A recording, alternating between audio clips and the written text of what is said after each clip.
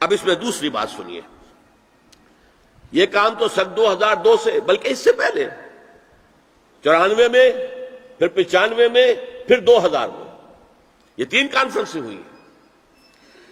ایک اب نیا آیا ہے شوشہ، اور وہ کیا ہے؟ رینڈ کارپوریشن ہے امریکہ کی ایک بہت بڑا تھنک ٹینک، سب سے بڑا، سب سے اونچا۔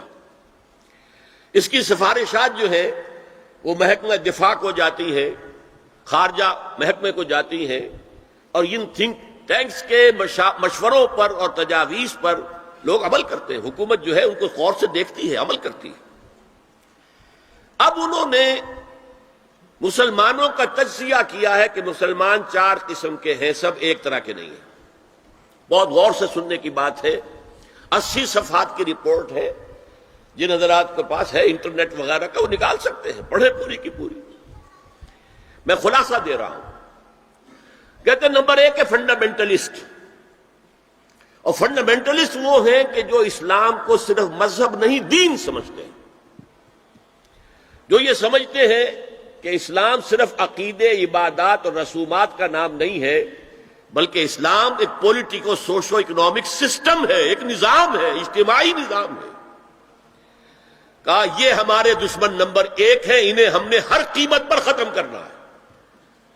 They are the biggest challenge to our civilization, our culture, our system، ہماری تہذیب، ان کے سب سے بڑے دشمن یہ۔ نمبر 2 ٹریڈیشنلسٹ ہے، روایت پسند۔ یہ ہمارے علماء جو قال اللہ و قال رسول میں ہے، فقہ حنفی پڑھ رہے ہیں، یا کوئی اہل حدیث ہے تو کچھ اور چیز پڑھ رہے ہیں، وغیرہ وغیرہ، ان کا اصل جو مشغلہ ہے وہ دارالعلوم ہے، پڑھنا پڑھانا ہے، مساجد میں خطبہ دینا ہے، امامت کرانی ہے۔ اس سے آگے کا ان کے سامنے خود تو کوئی کانسیپٹ نہیں ہے، لہذا یہ ہمارے لیے خطرناک نہیں ہے۔ They are no challenge to us. لیکن اگر کبھی وہ فنڈامنٹلسٹ کے ساتھ مل گئے تو پھر بہت خطرناک ہے۔ کیوں؟ ان کے پاس عوام تک رسائی کا بہت بڑا ذریعہ ہے۔ ہر جمعے کو ایک اجتماع ہو رہا ہے، جلسہ ہو رہا ہے۔ چھوٹی سی جلسی کرنی ہو تو ہزاروں روپیہ خرچ کرنا پڑتا ہے، اشتہار ہے، پوسٹر ہے، فلاں ہے، چاہے وہ چھوٹی سی جلسی ہو۔ اور یہاں لوگ چلے آ رہے ہیں، نہا دھو کر، کپڑے بدل کر، اچھے عطر بھی لگا کر آ رہے ہیں، کچے دھاگے سے بندھے ہوئے، تو ان کے پاس تو بڑا ذریعہ ہے۔ یہ اگر فنڈامنٹل کے ساتھ مل گئے تو بہت خطرناک ہے۔ لہذا ان کے لیے تو یہ ہے کہ اولاً تو ان کو ایک دوسرے سے دور رکھو، اور جو ٹریڈیشنلسٹ ہیں انہیں اپنے باہمی جو مسلکی اختلافات ہیں، فرقے وارانہ اختلافات ہیں، ان کے اندر بزی رکھو، شوشے چھوڑتے رہو تاکہ وہ اسی بحث کے اندر مناظرے بازی میں لگے رہیں۔ تیسرے انہوں نے کہا ماڈرنسٹ ہے۔ یہ وہ لوگ ہیں کہ جو اسلام کی ایک تعبیر جدید کر رہے ہیں اور اسے ہماری تہذیب کے ساتھ ہم آہنگ، کمپیٹیبل بنا رہے ہیں۔ ان کی مدد کرو، انہیں سپورٹ کرو، انہیں پیسہ دو، اور ان کے لیے خاص طور پر پرنٹ اور الیکٹرانک میڈیا میں ان کی اپیئرنس کا بندوبست کرو، اس لیے ان کے پاس کوئی اور ذریعہ تو ہے نہیں۔ ان میں سے کسی کو کوئی مسجد میں خطیب بنا کر تو نہیں کھڑا کرے گا، بلکہ داخل بھی نہ ہو سکے شاید وہاں، تو ان کے لیے ذریعہ چاہیے تاکہ عوام تک پہنچے۔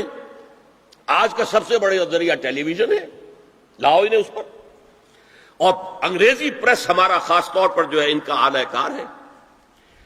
ان کے لیے یہ ہے کہ ان کی مدد کرو، سپورٹ کرو، اور انہیں پرنٹ اور الیکٹرانک میڈیا کے اندر انہیں ایکسپوژر دو۔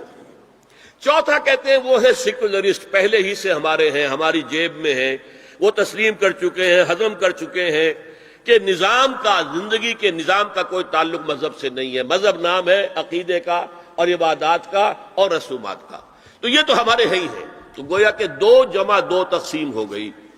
2 کو سپورٹ کرو، مدد دو، اور 2 کو سپریس کرو، اور ان دونوں کو ایک دوسرے سے دور رکھو، اور جو ٹریڈیشنلسٹ ہیں، روایت پسند، انہیں ان کے اختلافات میں الجھائے رکھو۔